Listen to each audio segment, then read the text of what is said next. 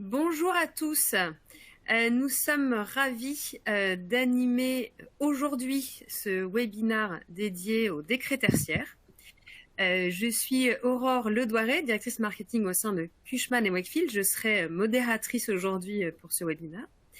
Et je suis accompagnée de Yann Leblond, dirigeant associé chez Inergie, Jean-Philippe Carmaran, président Valuation France chez Cushman & Wakefield, Thierry Laborderie, notre directeur grand projet chez Cushman & Wakefield, et Stéphanie Rad, notre responsable événementiel pour la technique.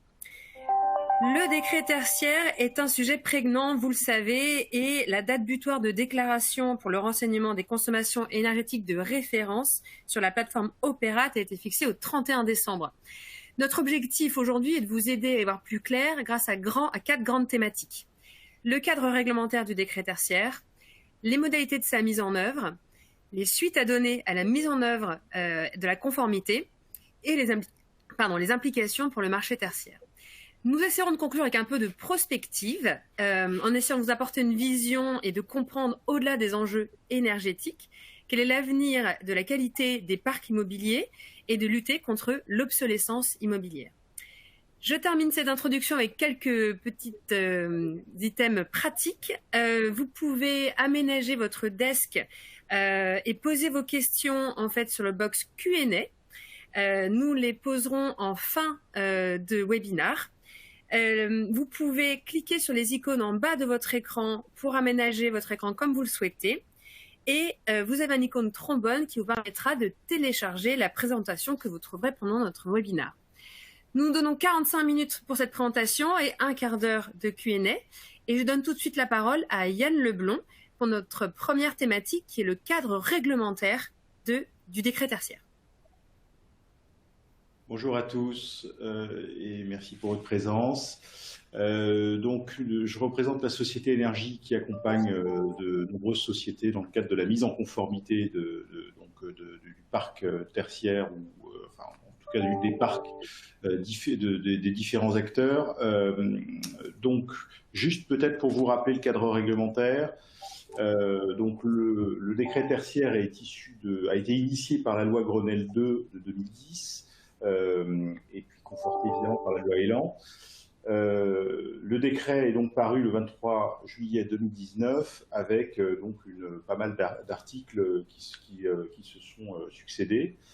À la suite de ce décret, il y a eu plusieurs arrêtés et beaucoup les connaissent, notamment en ce qui concerne les calages des méthodes et des valeurs de référence ainsi que les valeurs absolues dont je vais vous parler par la suite. Les personnes concernées, donc, ce sont les bâtiments de plus de 1000 mètres, les bâtiments tertiaires de plus de 1000 mètres carrés. Quand on dit tertiaire, c'est donc les bureaux, les commerces, l'hôtellerie, la logistique, la santé, l'éducation, la restauration et puis les locaux d'activité. Il y a un objectif qui est d'atteindre une baisse de consommation du parc national avec des échéances à horizon 2030, 2040, 2050. On le verra par la suite. L'objectif, c'est non seulement d'enregistrer soit des valeurs de référence et d'atteindre les objectifs sur chaque période, ou d'aller vers une valeur absolue si on ne veut pas partir de la valeur de référence. Et je vous expliquerai ce que c'est que la valeur absolue. Il y a quelques exceptions, notamment en ce qui concerne les constructions provisoires, les bâtiments à lieu de culte ou des zones assurant une activité de défense qui sont évidemment exclues du périmètre du décret tertiaire. Les sanctions, juste pour vous les évoquer rapidement, on est donc sur une sanction pécuniaire de 7 500 € par EFA. EFA, ça veut dire entité fonctionnelle assujettie. Et cette EFA, en fait, c'est le regroupement entre un bailleur et son ou ses preneurs. Voilà, c'est important de le préciser. Il y a vraiment une co-responsabilité entre bailleurs et preneurs. En plus de cette sanction pécuniaire, il y a une autre sanction qui, selon moi, est beaucoup plus importante, c'est ce qu'on appelle le name and shame. Ça veut dire que l'EFA qui ne respecte pas l'objectif décret tertiaire sera nommé et sur des listings ministériels, et ce sera probablement impactant pour l'image de l'immeuble et l'image de l'entreprise. Voilà. Je continue ma présentation. Donc, il y a deux obligations. Il y a évidemment le reporting annuel des consommations. Donc là, on est très proche d'une date que vous connaissez tous. Dans cette date, d'ailleurs, je rappelle que vous devez enregistrer, déposer votre valeur de référence, plus vos consommations de 2020 et de 2021. Je le précise parce que ce n'est pas dans la tête de tout le monde. Donc, il y a 3 valeurs à déposer. Et à partir de ce dépôt, à partir de la valeur de référence, vous devrez donc atteindre moins 40% d'ici 2030, moins 50 d'ici 2040 et moins 60 d'ici 2050. Ou un objectif en valeur absolue. Donc la valeur absolue, en fait, c'est une valeur qui a été décidée par décret, qui en fait concerne chaque typologie d'actifs. Donc pour l'instant, on connaît les valeurs absolues des bureaux, dans le domaine des bureaux, de l'éducation et de la logistique. On attend les autres.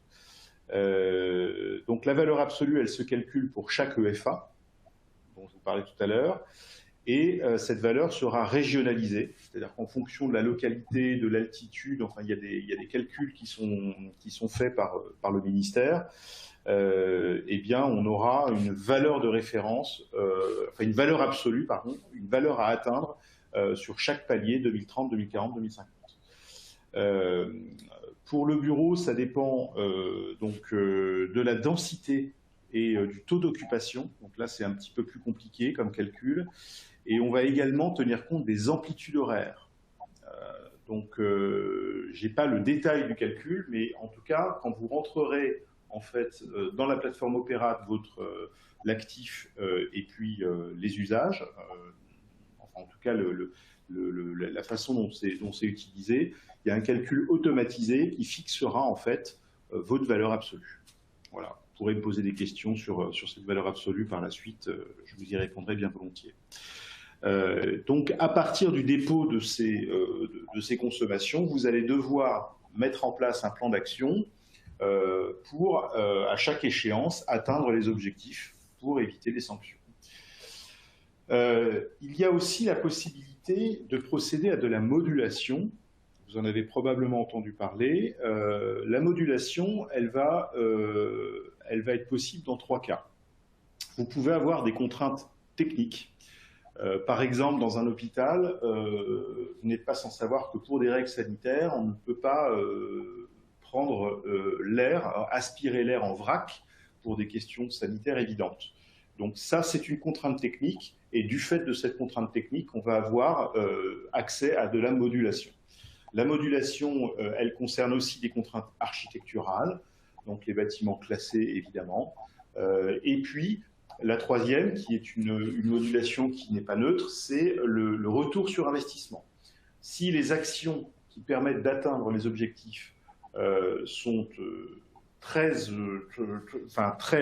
mauvaises en termes de retour sur investissement, on peut le justifier et obtenir, comme un rescrit fiscal, obtenir une modulation de la part du ministère. Les dossiers donc formels doivent être produits d'ici 2026 pour justifier les modulations. Donc, on a un petit peu de temps pour obtenir ces allègements. Le périmètre éligible, on en a parlé, donc plus de 1000 m². Voilà, il n'y a pas de différenciation en fonction des destinations des immeubles. Et donc, bien entendu, avec donc ces 3 objectifs, à partir de maintenant, enfin, 1er janvier, vous devez atteindre moins 40%, moins 50% et moins 60% d'ici 2050, ou évidemment la valeur absolue.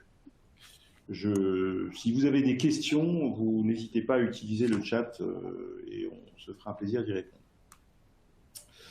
Je pense que vous êtes déjà au courant de la façon dont on enregistre ces valeurs sur Opérat. Donc il y a évidemment l'identité de l'immeuble, l'identité du bailleur, l'identité du ou des preneurs. Ça constitue donc ce que je vous disais, l'EFA. Et puis à partir de là, l'EFA doit enregistrer tous les ans les consommations. Évidemment, il y a des points de passage 2030, 2040, 2050 pour vérifier si la trajectoire donnée à l'EFA, j'insiste, c'est pas que l'immeuble, la trajectoire donnée à l'EFA correspond bien aux objectifs du décret tertiaire. Aujourd'hui, donc pour la question des modulations et les objectifs de consommation, il y a donc évidemment plusieurs types d'actions qui sont concernées par le décret tertiaire. On a des actions qui interviennent sur l'enveloppe, sur les procédés thermiques, et puis aussi sur du management et de l'énergie management, qui est un sujet tout à fait d'actualité et qui se met en place assez rapidement.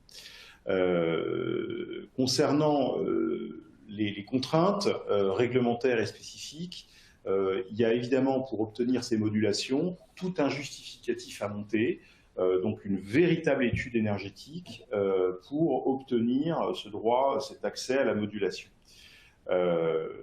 Voilà. Concernant les contraintes architecturales, évidemment, il y aura le périmètre de l'immeuble ou son classement spécifique.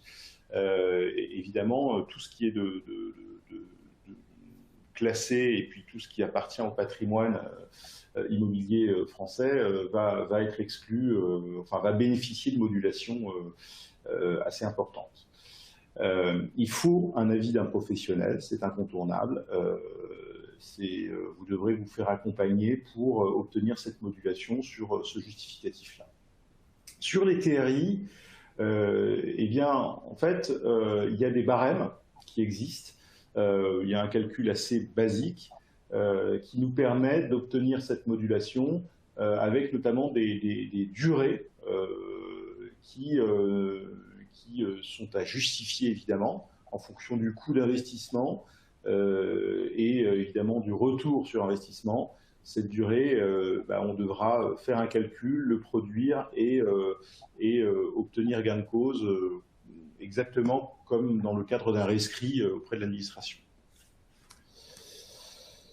Donc, sur le plan d'action, aujourd'hui, comment procède-t-on, puisque c'est la suite qu'on donnera après l'enregistrement des consommations. Il y a un plan stratégique à mettre en place. Est-ce qu'on utilise la valeur de référence? Est-ce qu'on utilise la valeur absolue? Et si on va vers une modulation, comment on y va? Comment on procède? On met en place ce qu'on appelle un crash test dynamique de l'immeuble. Donc ça veut dire qu'on va modéliser l'immeuble et puis on va mettre les locataires à l'intérieur et on va faire fonctionner l'immeuble de manière classique. Enfin, en tout cas, on va rapprocher en fait notre simulation des factures d'énergie pour caler le point de départ. Et puis après, on va commencer à calculer les ROI en substituant des éléments. Par exemple, je vais prendre les fenêtres actuelles, je vais les retirer, je vais les remplacer par des fenêtres plus performantes et je vais être en mesure de calculer le retour sur investissement exact en fonction du coût de l'exécution et de l'économie d'énergie. Et je vais pouvoir aussi dire ce que ça apporte par rapport aux trajectoires 2030, 2040, 2050 du décret tertiaire. On fait pas mal en option des plans d'amélioration du confort de l'occupant.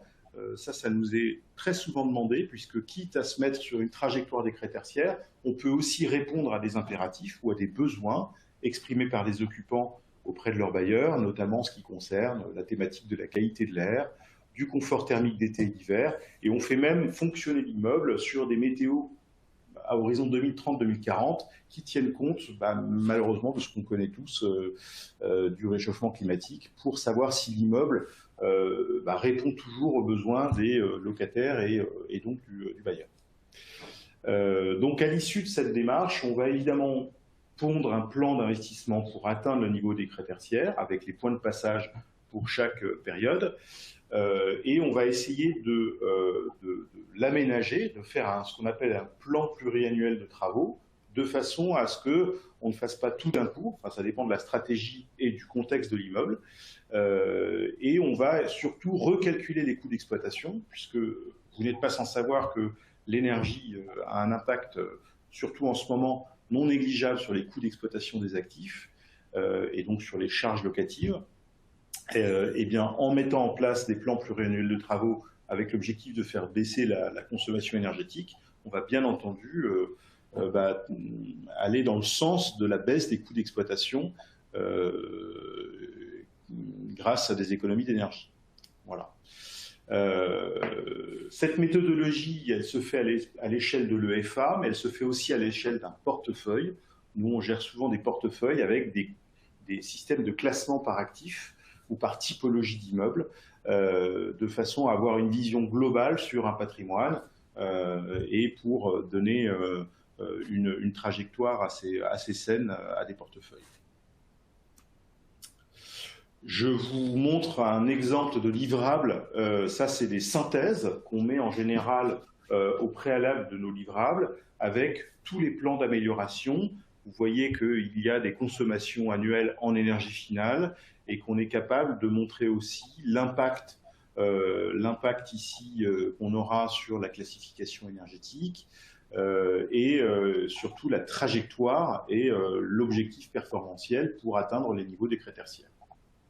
Ce qu'on va faire en général, c'est qu'on va grouper des actions qui concernent des thématiques et on va surtout leur donner des phases. On a quelques années devant nous et donc on va être en mesure de le phaser en fonction du contexte de l'immeuble, en fonction aussi des provisions que le bailleur va être en mesure de collecter et des capacités d'investissement. Systématiquement, on va aussi s'intéresser au fonctionnement de l'immeuble et donc on va produire également des schémas techniques de façon à comprendre pourquoi est-ce que l'immeuble fonctionne de telle ou telle manière et comment on peut l'améliorer tout en améliorant aussi, bien entendu, le confort de l'occupant, puisqu'on essaie de jouer la double carte, puisque de toute façon, le décret tertiaire nous oblige à faire en sorte que le bailleur et le preneur se parlent pour trouver pour mettre en place une trajectoire commune. Il faut répondre aussi aux besoins des utilisateurs en essayant d'améliorer la performance d'usage. Je vous remercie pour votre attention. Je passe la parole à Thierry. Oui, merci Yann. Sur la suite, on avait évoqué, nous, quand on parlait tous de ce webinaire, la suite de la mise en conformité. Et là-dessus, effectivement, ça serait sympa qu'il y ait un échange entre Jean-Philippe, Thierry et vous, Yann. Vous évoquiez, quand on a préparé ce webinaire, les systèmes statiques et les systèmes dynamiques. Et on avait évoqué aussi avec Jean-Philippe la possibilité de rapprocher la mise en conformité avec la valorisation de l'actif. Qu'est-ce que vous pouvez nous en dire ? Alors, d'abord, les systèmes statiques et dynamiques, on rentre dans un détail un peu technique. Le système statique va vous donner des échelles de ce que vous pourrez obtenir comme bénéfice énergétique en fonction des actions que vous allez engager. Évidemment, elles seront estimatives. Nous, on utilise un modèle dynamique, donc on va aller un peu plus loin, on va modéliser l'immeuble, on va intégrer un occupant, on va vraiment faire fonctionner l'immeuble virtuellement dans des années à venir avec des substituts en termes d'équipement. Mais il est très important aujourd'hui de rapprocher l'usage de l'immeuble et seul le modèle dynamique permet de le faire aujourd'hui. Donc nous aujourd'hui, en tout cas la façon dont on pratique, seul le modèle dynamique nous permet de vraiment nous projeter avec une précision qui est acceptable. Concernant évidemment la valorisation de l'actif, eh bien, un actif qui est conforme, en tout cas qui a une trajectoire décret tertiaire, sans nul doute aura probablement plus de valeur transactionnelle qu'un actif qui n'est pas du tout sur la trajectoire. Et d'ailleurs, aujourd'hui, dans les phases de due deal, on est nous-mêmes sollicités pour chiffrer les capex, pour remettre en fait l'EFA sur une trajectoire acceptable. Et évidemment, ces capex viennent dans bien des cas, pour ne pas dire tous, et ça Jean-Philippe nous confirmera probablement, ça vient en moins dans la valorisation de l'immeuble. Donc on est bien dans un schéma où le décret tertiaire peut avoir un impact négatif ou positif, ça dépend comment on le voit, sur la valeur de l'actif. Jean-Philippe, est-ce que tu veux nous dire un mot sur ce sujet-là plus précisément? Ouais, je propose de le couvrir après, effectivement, dans ma partie évaluation, mais voilà, il y a l'importance de ce business plan dynamique dont parle Yann, effectivement, qui consiste à intégrer des CAPEX dans le futur sur un cash flow de 10 ans qu'on va faire pour atteindre des objectifs à horizon 2030-40. Et c'est important, on n'a pas toujours ces éléments aujourd'hui pour les intégrer dans nos cash flows parce que les plans d'action des clients sont pas toujours définis avec cette précision-là. Mais c'est une chose qui va venir de manière croissante. Et voilà, c'est pas juste des CAPEX aujourd'hui. Souvent, il faut effectivement pouvoir articuler des CAPEX sur une durée plus longue pour répondre aux objectifs du décret tertiaire. Mais je le couvrirai peut-être tout à l'heure, plutôt. Okay. Est-ce que Yann voulait nous parler justement toujours dans cette histoire, dans cette idée de valoriser dans le futur, etc. Des histoires de valeur absolue peut-être concernant alors la valeur absolue, en fait, comment ça fonctionne quand vous allez enregistrer vos consommations et que vous allez choisir votre stratégie, valeur de référence, valeur absolue ou modulation, vous avez ce triptyque optionnel. La valeur absolue, c'est pas nous qui la définissons, c'est un contexte de l'EFA en fonction de sa situation, en fonction d'une densité, en fonction d'une amplitude horaire. C'est un calcul, une formule mathématique que je ne maîtrise pas, mais qui a été mise en place dans le cadre du décret.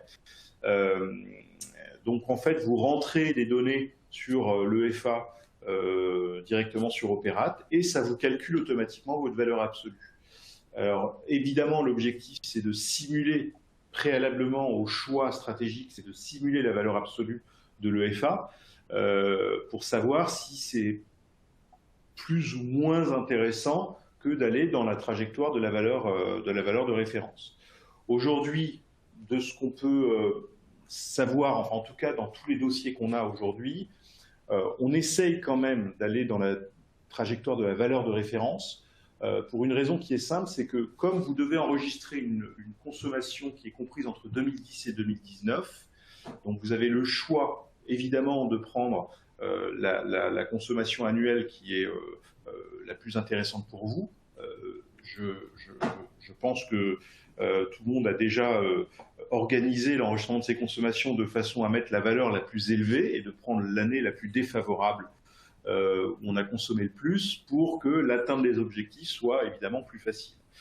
De ce qu'on a vu, nous, dans les simulations qu'on a fait pour de nombreux actifs, la valeur de référence, pour l'instant, la valeur de référence, sauf certains cas qui étaient contextuels, plus que voilà, la valeur de référence était plus intéressante que la valeur absolue.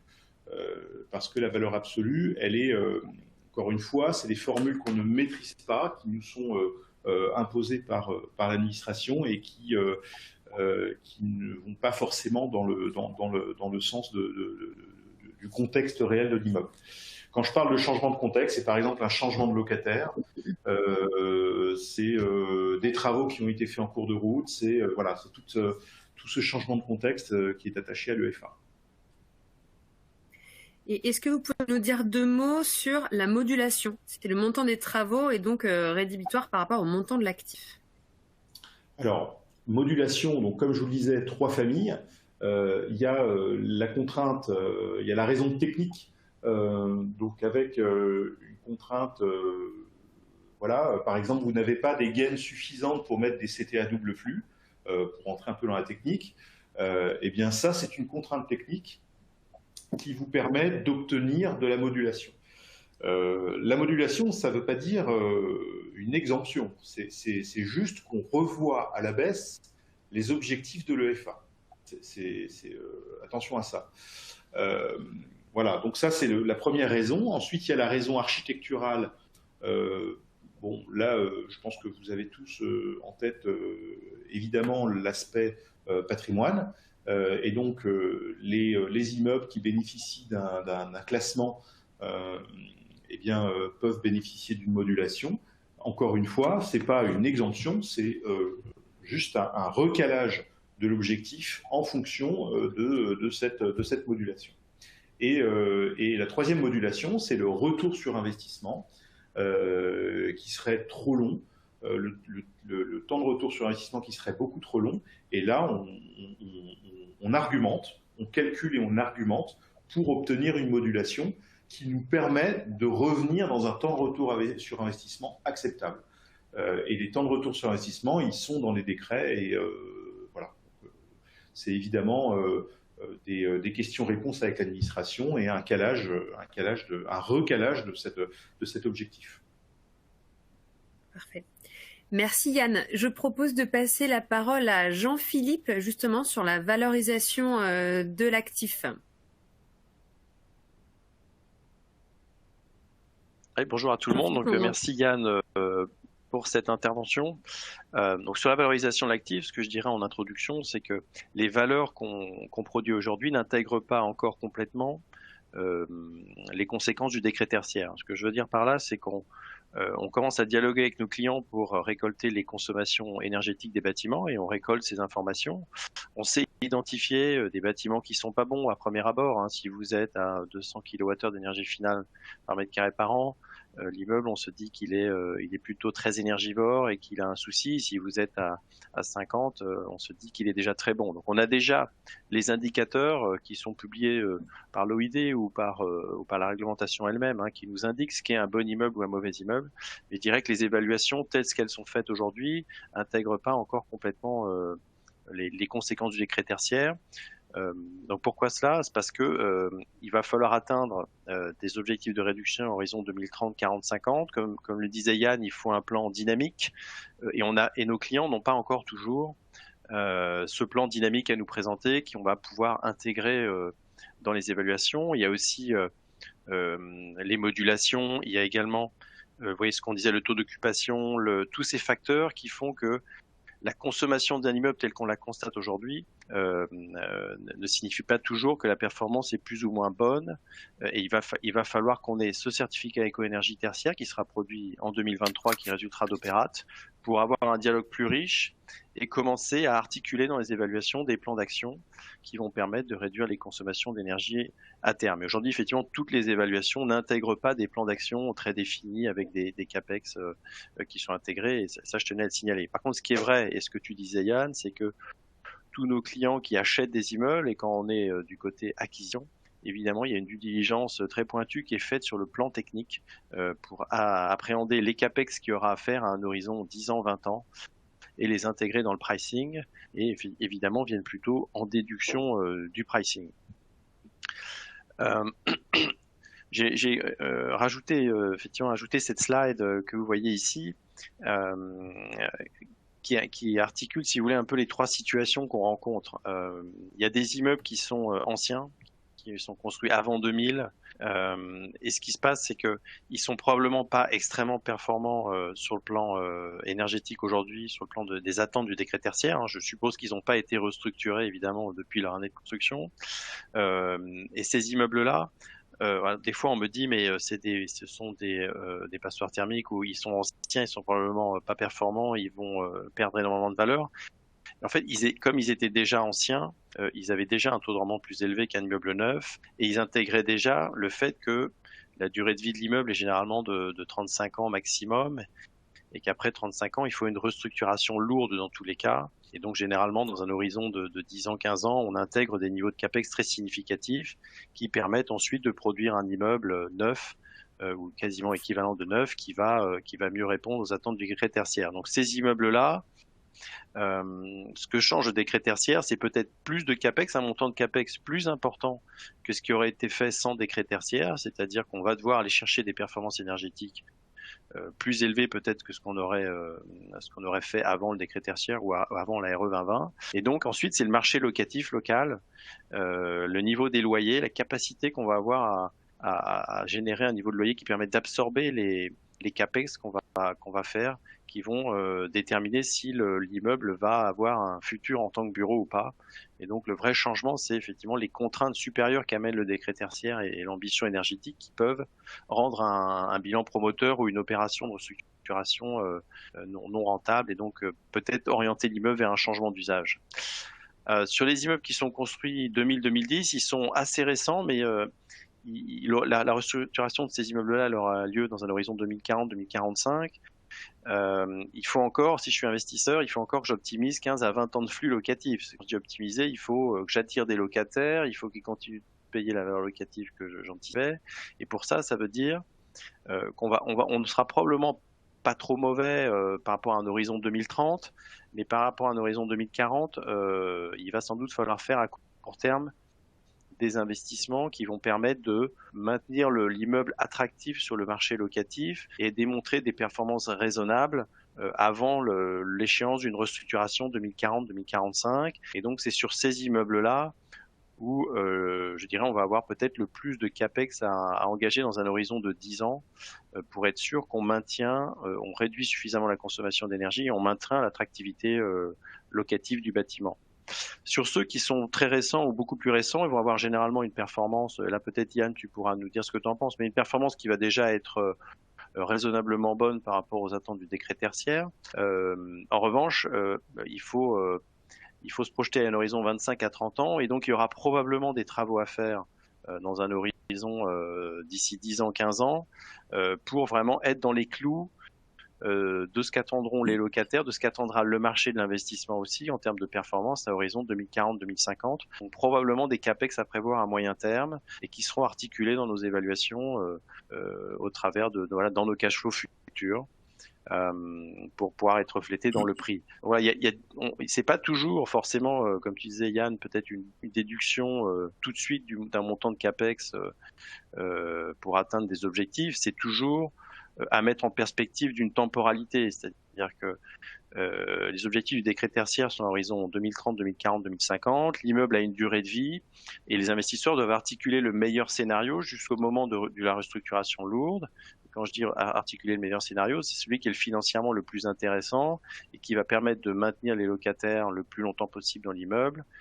Donc c'est pas toujours une déduction de capex tout de suite, c'est articuler dans le temps, dans un horizon 2030-40, des travaux et donc avec un facteur d'actualisation dans le cash flow, on a un impact qui est plus ou moins fort sur la valeur. Un commentaire également, c'est que les déductions, les effets de capex négatifs ne sont pas toujours que des effets négatifs, c'est-à-dire que penser sa stratégie d'amélioration de l'immeuble énergétique, c'est l'occasion de rénover, peut-être pas de restructurer, mais enfin de rénover certaines parties de l'immeuble, et derrière de repenser sa valeur locative et de créer de la valeur. Et donc tous les travaux ne sont pas destructeurs de valeur non plus, et certains vont permettre de revaloriser une valeur locative, d'améliorer un taux de rendement, voilà. Tous ces travaux ne sont pas que des travaux défensifs et très négatifs. Certains, même s'ils ne sont pas une restructuration, ne sont pas des travaux majeurs, peuvent induire une création de valeur du côté du propriétaire de l'immeuble. Ce qui est important pour nous en évaluation, un dernier point, c'est pour ça que je parle de maintenir des flux locatifs, optimiser des flux locatifs dans un horizon 2040-50. C'est que les locataires, et ça je pense que Thierry qui parle après moi va le dire, pour les locataires ça va devenir extrêmement important. Ils ne vont vouloir être que dans des immeubles qui sont dans les clous du décret tertiaire et qui ont des performances raisonnablement bonnes. Donc du côté de l'évaluation, on sait qu'on ne va pas pouvoir maintenir des flux locatifs sur un horizon 2030-40 si on n'a pas un immeuble qui enclenche la bonne trajectoire sur le plan des consommations d'énergie. Donc on va mettre des durées de vie plus grands, l'immeuble ne sera pas capable de tenir sa place sur le plan locatif.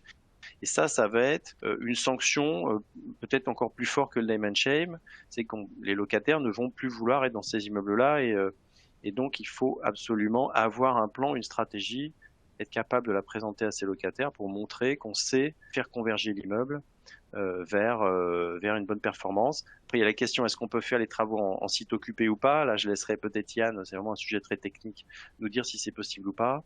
Et voilà, comment on est capable de raconter l'histoire de l'amélioration de la performance. Donc voilà ce qui se passe aujourd'hui. Je dirais 2023, ça va être une année extrêmement importante puisqu'on va demander à nos clients des certificats éco-énergie tertiaire qui vont donner plus de transparence sur la performance réelle des immeubles et engager un dialogue peut-être plus structuré sur la nécessité de CAPEX à horizon 2030-40.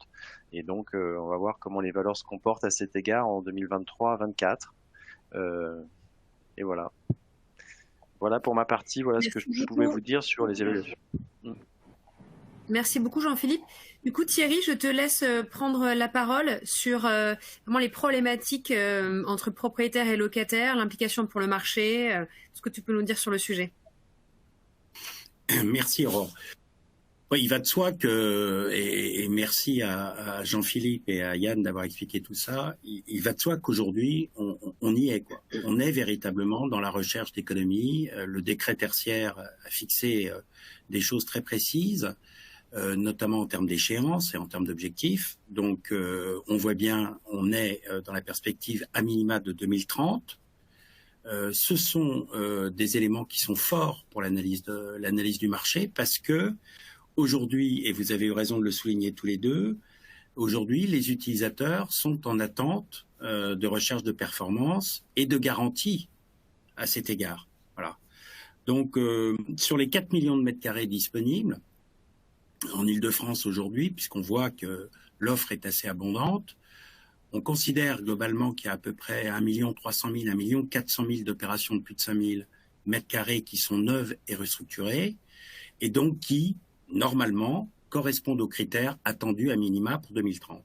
Donc ça, c'est plutôt la bonne nouvelle concernant l'offre neuve de qualité sur les plus de 5 000 mètres carrés. Bon, il en demeure pas moins que, bien évidemment, le marché ne saurait se résoudre aux opérations de plus de 5 000 qui sont véritablement, dans l'ensemble, extrêmement bien pensées sur ce plan-là, et qu'il y a des opérations diffuses qui risquent de souffrir grandement, en effet, des nécessaires adaptations au décret tertiaire. Très concrètement, pour nous, en tant que conseil en immobilier transactionnel, il va de soi que c'est un vecteur de mouvement très important. Les grands utilisateurs aujourd'hui, quels qu'ils soient, ne veulent pas être perturbés dans leur exploitation, ne veulent pas être perturbés dans la durée de leur bail. Et donc, il y a déjà aujourd'hui des initiatives très fortes pour se reporter vers les immeubles neufs et restructurés.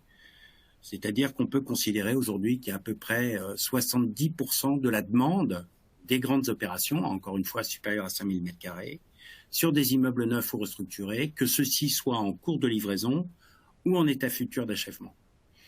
Ce choix est bien évidemment lié en grande partie quand même au décret tertiaire. Alors, bien évidemment, il y a d'autres hypothèses, il y a d'autres choix qui interviennent. Il y a aussi, on le sait, la montée du télétravail avec la diminution des surfaces qui permettent ces mouvements. Mais on sait bien qu'aujourd'hui, la préoccupation des consommations énergétiques et surtout la garantie sur l'exploitation et la durée d'un bail paisible sont des éléments qui sont des éléments essentiels dans le choix des grands utilisateurs. Donc Aurore, tu avais raison de le souligner, c'est un élément fort dans l'analyse du marché, et cet élément fort, on en est, entre guillemets, les bénéficiaires, puisqu'on assure les transactions.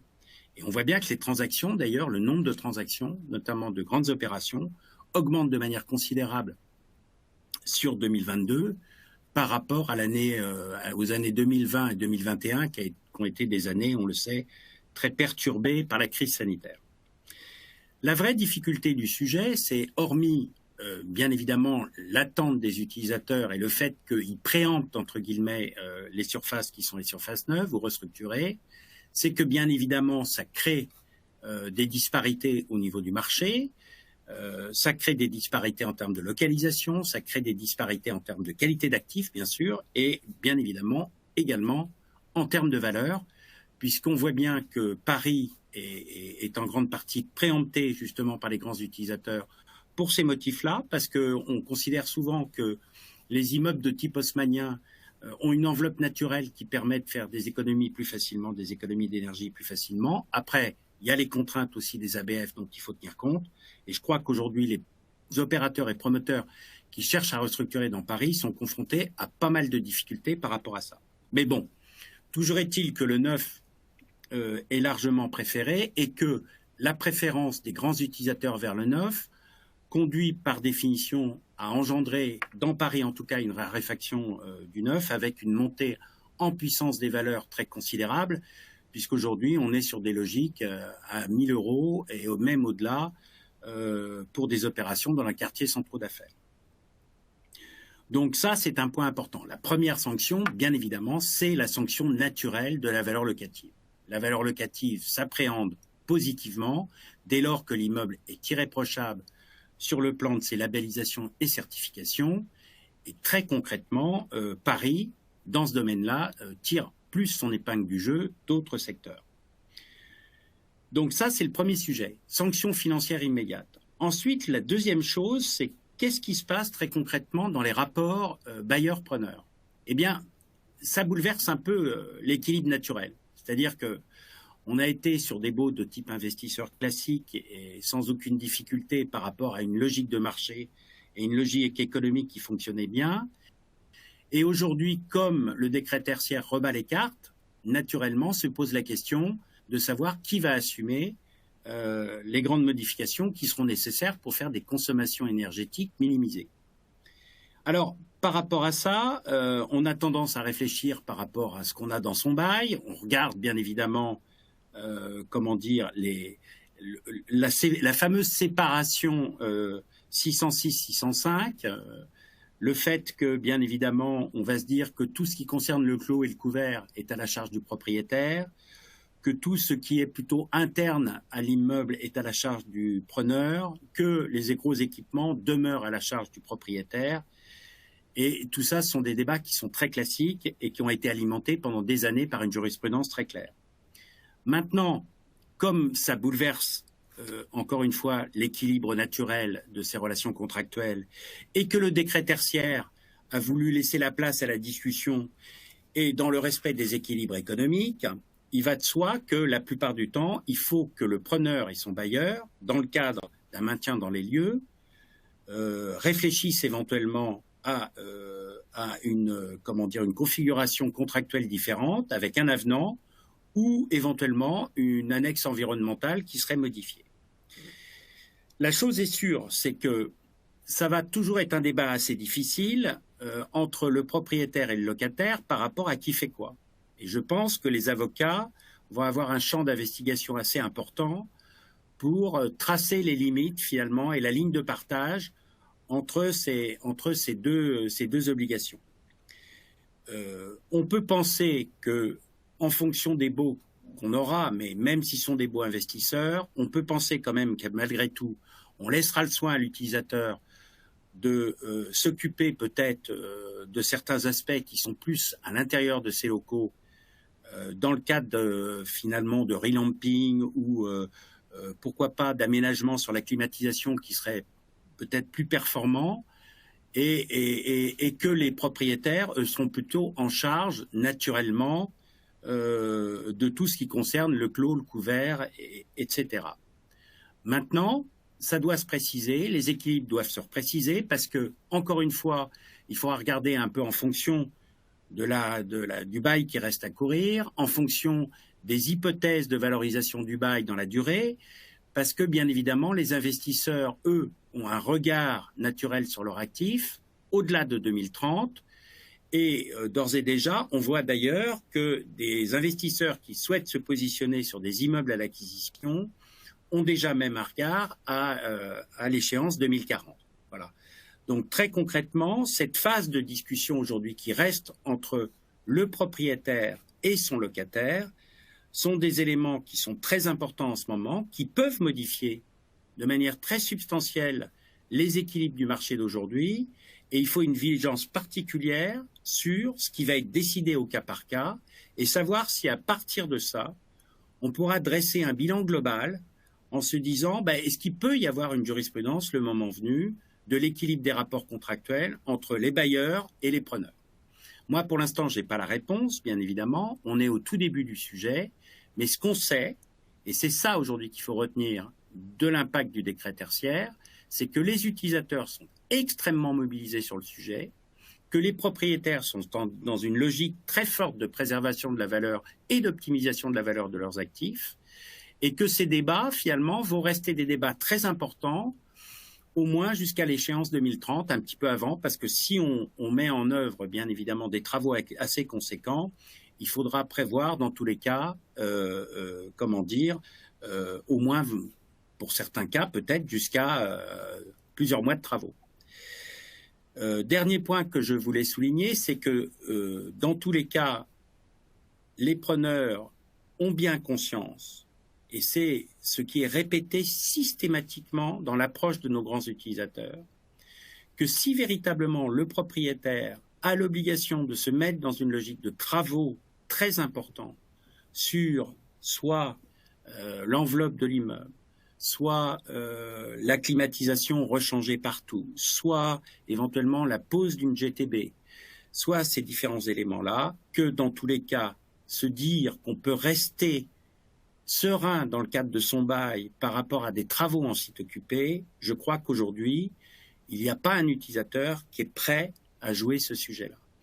Donc, dans tous les cas, ce qu'on peut dire et ce qu'on peut suggérer par rapport à tout ça, c'est qu'il est grand temps que les parties se rencontrent maintenant pour déterminer ensemble quel est l'équilibre acceptable et si oui ou non, il faut donner de la flexibilité à celui qui souhaiterait éventuellement partir dans le cours de son bail pour permettre aux propriétaires de se mettre en conformité par rapport aux contraintes de 2030.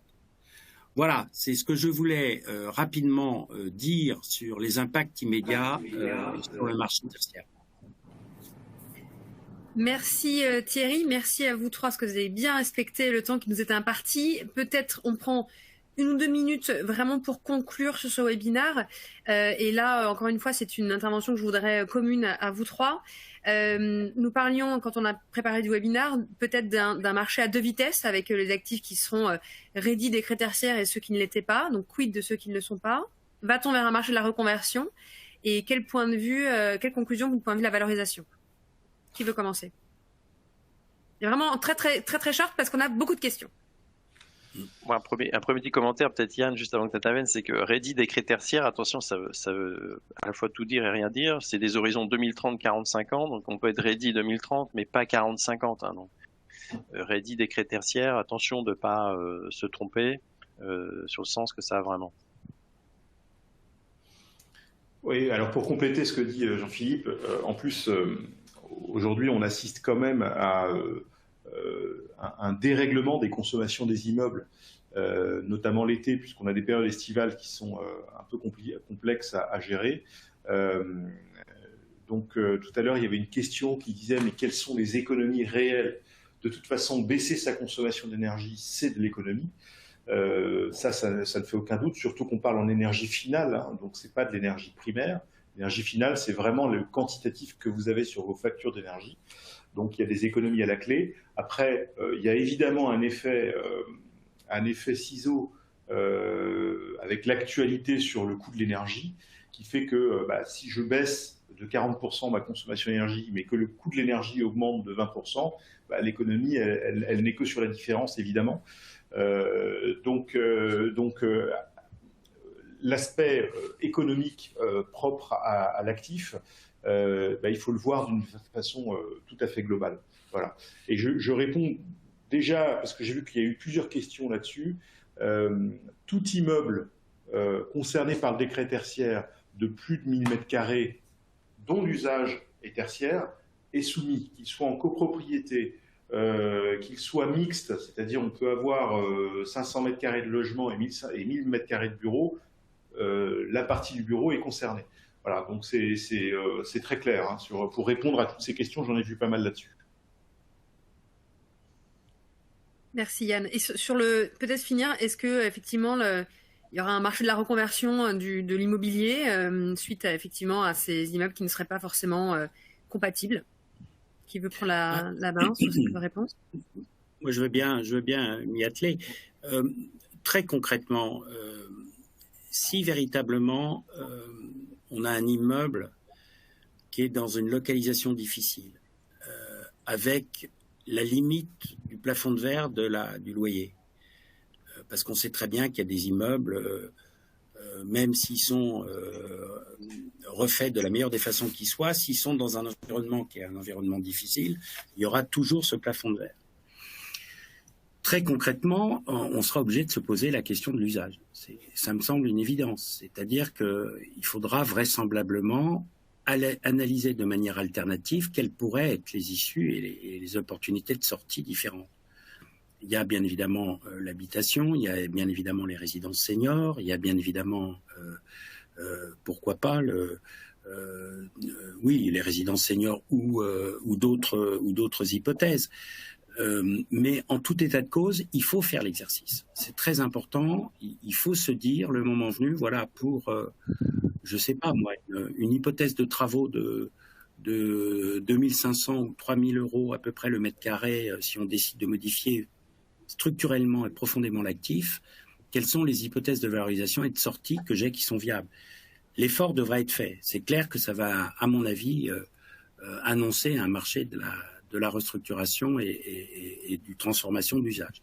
C'est évident. Ouais, je dirais par rapport à ça, effectivement, on va voir, il y a une accélération de l'obsolescence qui résulte du décret tertiaire. Et après, voilà, elle va dépendre dans chaque marché, par rapport à ce que tu disais, Thierry, la capacité à encaisser les capex nécessaires. Mais c'est une accélération de l'obsolescence qui est le principal facteur, c'est-à-dire que des immeubles, peut-être dans 10 ans, auront du mal à attirer des locataires. Mais tous les immeubles avaient une durée de vie, c'est ça que je rappelle tous les immeubles avaient une durée de vie de 30-35 ans et devaient être structurés au bout de 30-35 ans. En revanche, voilà, ça va peut-être réduire cette durée pour un certain nombre d'immeubles qui vont devoir être structurés plus rapidement et réorientés vers d'autres sorties. Mais les immeubles qui sont sur des métriques élevées, et on pense à Paris, évidemment, enfin les meilleures localisations en France, les métriques à 6, 7 000, 10 000, alors évidemment Paris 20 000, 25 000 euros le mètre carré, sauront encaisser des capex de convergence vers les objectifs. Les questions se posent davantage sur les immeubles à faible valeur métrique, à 1 000 euros, 1 500 euros le mètre carré, ça existe, l'immeuble de bureau à cette valeur-là. Là, ça va être plus difficile. Évidemment de les faire converger. J'ai vu qu'il y avait des questions sur les autres classes d'actifs, mais je propose d'y répondre après, peut-être Aurore, de relayer ces questions-là. D'accord. Mais merci pour toutes ces informations. Je vous propose justement de passer aux questions qui sont très pratico-pratiques. Je crois que vous avez vu vous également de votre côté. Première petite question, parce que je ne reviens pas sur ce qu'a dit Yann sur les copropriétés et les locataires qui sont dans des espaces de moins de 1000 m², même si l'immeuble lui est éligible. Si le preneur n'est pas inscrit d'ici la fin de l'année, que se passe-t-il sur Opérate, j'entends. Bonne question. Il y aura évidemment des relances, puisque encore une fois, on parle d'EFA. On ne parle pas d'immeuble, on ne parle pas de preneur. On parle d'un EFA. Un EFA, ça peut être avec un ou plusieurs preneurs et ça peut être avec un ou plusieurs propriétaires. Ça répond aussi à la question de la copropriété d'immeubles. Donc un EFA, c'est un ensemble, c'est une entité dont le périmètre concerne l'éligibilité de l'immeuble, c'est-à-dire l'immeuble en entier.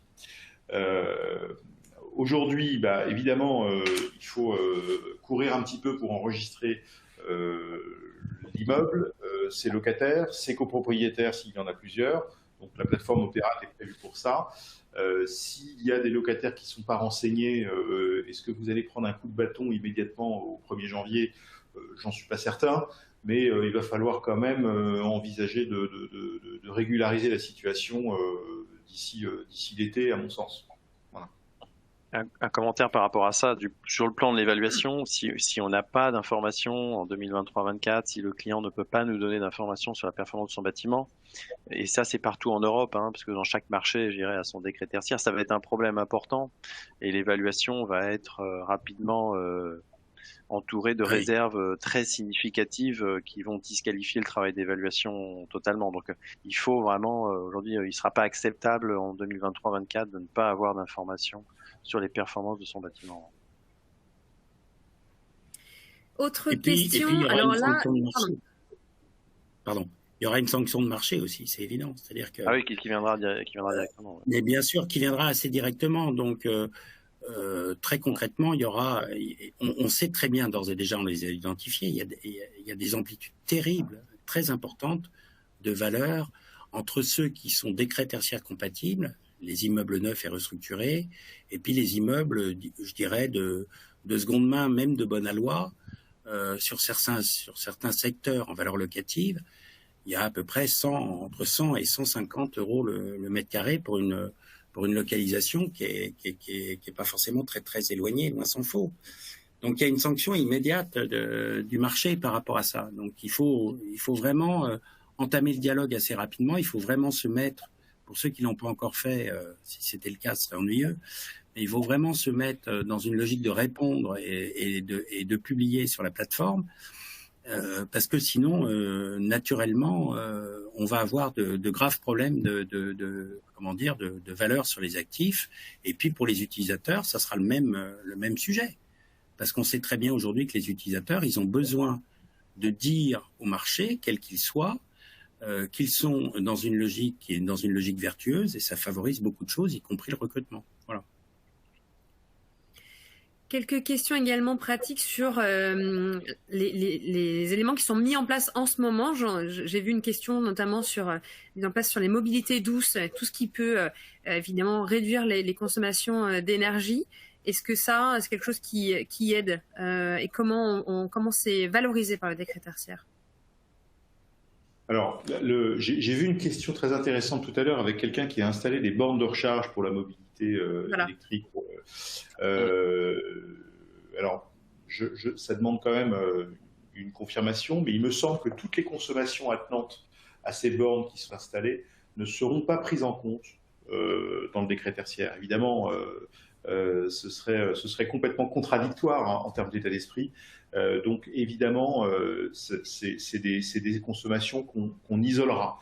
De toute façon, les bornes de recharge sont exclues, vous l'avez dans le document précédent et dans les conditions réglementaires du décret tertiaire. Voilà. Après, je pense qu'il faut quand même se dire que les économies d'énergie, c'est les économies d'énergie de l'immeuble. Tout ce qui se passe à l'extérieur de l'immeuble, tout ce qui concerne de la mobilité douce, elle va être difficile à quantifier puisque ça ne va pas rendre service à la consommation de l'actif. Donc le décret tertiaire se concentre sur l'actif. Voilà, c'est ce qu'il faut retenir. Ce sera plutôt dans l'ESG pour tout ce qui est mobilité douce, plutôt dans l'ESG quoi, dans la performance ESG au sens large. Ouais. Une autre question très pratico-pratique, comment organiser sur Opérate la cession d'un actif d'un propriétaire à un autre? Et qui doit déclarer le changement de propriétaire et comment?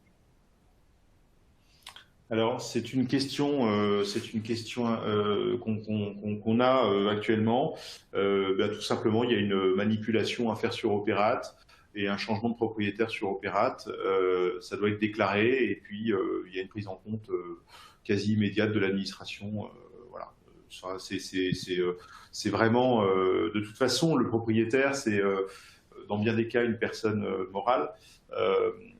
Donc il y a un changement de SIRET et un rattachement au nouveau SIRET. Voilà. Une autre question qui nous est posée, peut-on changer de stratégie en cours de route entre valeur absolue et valeur de référence?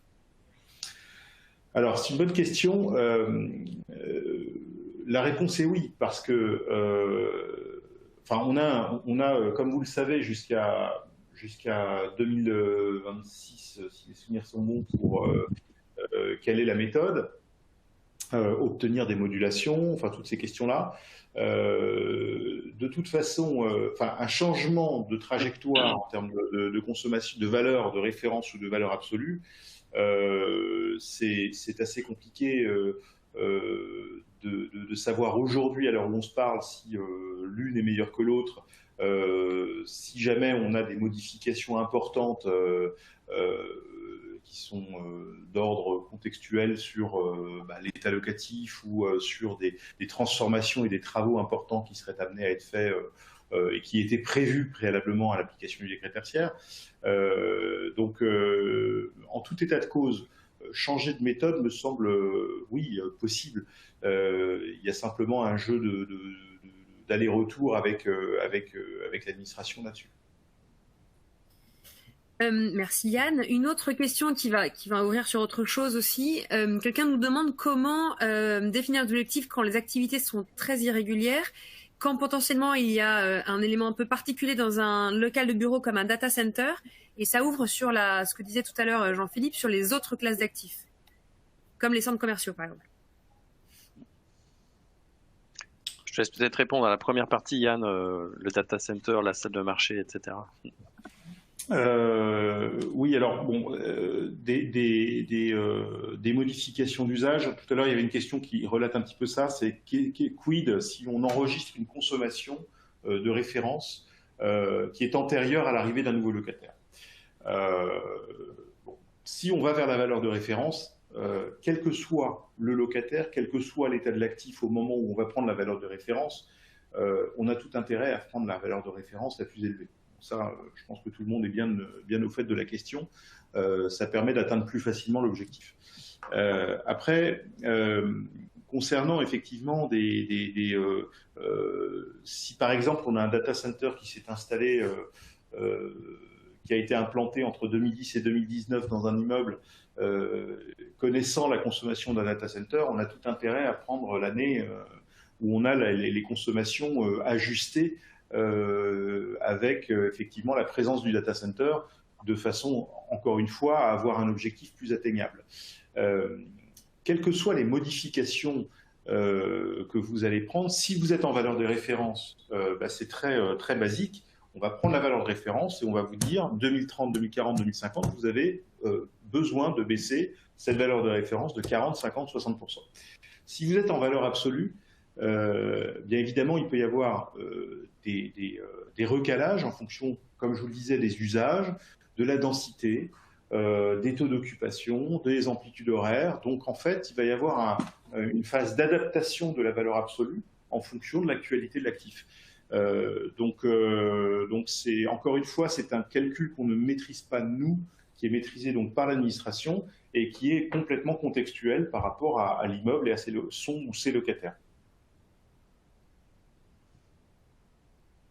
Sur les autres usages, donc c'est vrai qu'au début j'ai focusé plus sur le bureau parce que c'est là où on sent vraiment que les utilisateurs mettent beaucoup de poids à la consommation du bâtiment. Il faut en mettre de plus en plus avant de rentrer dans un bâtiment. Mais évidemment, on se pose cette question du décret tertiaire sur toutes les classes d'actifs. Mais c'est vrai que ça va être plus ou moins prégnant en fonction des classes d'actifs. Donc je l'illustre avec le pied d'immeuble, par exemple. Si j'ai mes meilleurs emplacements, si je suis avenue Montaigne, sur du top, je suis sensible en tant que locataire à la performance énergétique du local dans lequel je suis, mais je vais sans doute pas être prêt à donner congé et à chercher un autre local avenue Montaigne, puisque la rareté des emplacements va faire que je vais jamais le faire. Donc je vais initier un dialogue avec mon bailleur, je vais essayer d'inscrire le local dans la meilleure tendance, mais je pense que voilà, en fonction de certaines classes d'actifs, il y aura évidemment moins d'impact sur la demande locative propre à chaque local, et la rareté de ces locals-là va évidemment jouer dans cette pondération, disons, de l'importance du décret tertiaire. Si je suis sur les centres commerciaux, donc clairement les grands propriétaires français ont engagé ces trajectoires de réduction de consommation d'énergie, sont plutôt des bons élèves, je pense, de la classe, si on en croit les publications qui sont faites et puis tous les efforts qu'ils mettent. Et je pense qu'il y aura un impact sur le marché de l'investissement avec cette idée vraiment d'être sûr qu'on achète des actifs des centres commerciaux qui sont sur les bonnes trajectoires, qui intègrent les travaux qu'il faut pour atteindre les meilleures performances au niveau mondial ou du marché européen, hein, si on se place dans un objectif de taxonomie au-delà du décret tertiaire. Et ensuite, peut-être qu'à un horizon 2040-50, effectivement, on pourrait avoir des actifs qui seront délaissés par certaines enseignes parce que pas assez performants. Je pense qu'on n'en est pas encore là, loin s'en faut, et encore la qualité de l'actif prime encore peut-être sur sa performance énergétique, même en centre commerciaux, en retail park.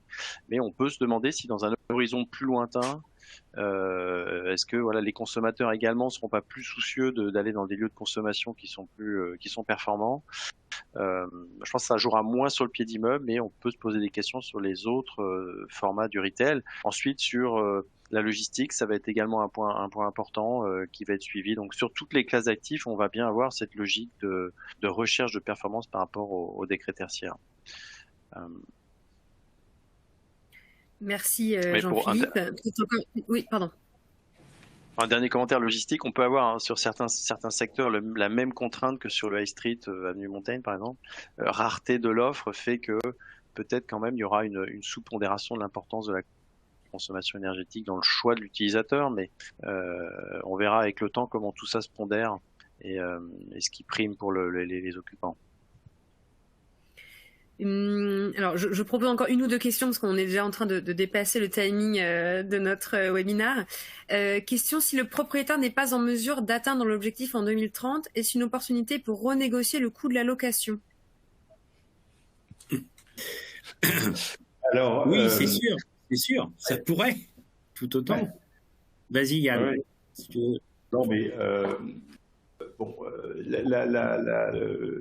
d'abord, la question est de savoir pourquoi est-ce que c'est plus le locataire ou plus le bailleur qui est empêché, qui ne peut pas atteindre cet objectif.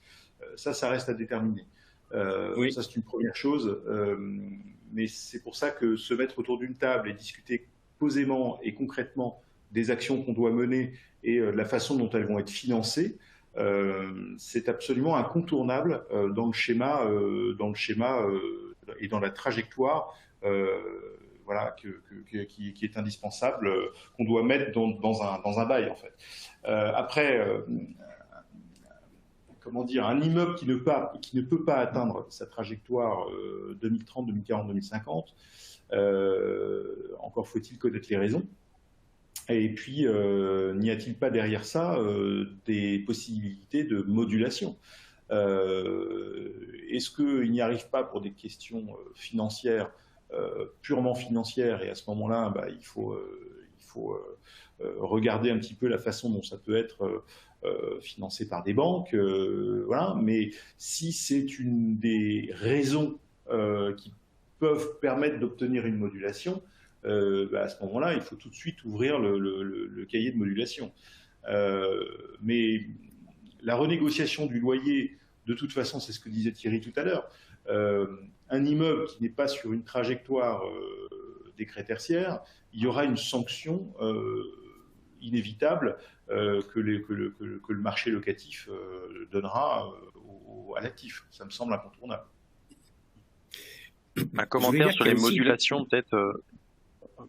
Thierry, juste pour dire que il y a trop de modulation, effectivement, et oui. Que j'ai peur quand même que pour les utilisateurs, ça soit si l'immeuble a une consommation élevée parce qu'il a tellement de modulation qu'il n'arrive pas à faire les travaux pour être performant, j'ai peur qu'il soit impacté quand même également à court ou moyen terme et peut-être aller vers un changement d'usage, hein. Sauf quand ces modulations sont dues à le fait que l'immeuble est classé, évidemment, mais voilà, trop de modulation, on va voir comment le marché appréhende ça à l'avenir.